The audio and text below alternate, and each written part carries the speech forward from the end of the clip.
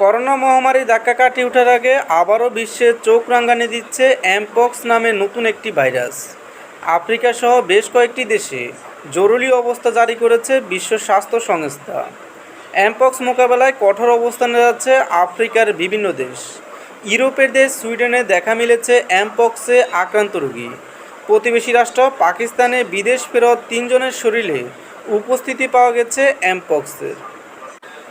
যদিও অ্যামপক্স এত কঠিন কোনো ভাইরাসের নাম নয়। আক্রান্তের 14 থেকে 21 দিনের মধ্যে রোগী সুস্থ হলেও রোগীর শরীরে থেকে যাবে ক্ষতচিহ্ন। 1970 সালে প্রথম অ্যামপক্স ভাইরাস চিহ্নিত করা হয়ে থাকে।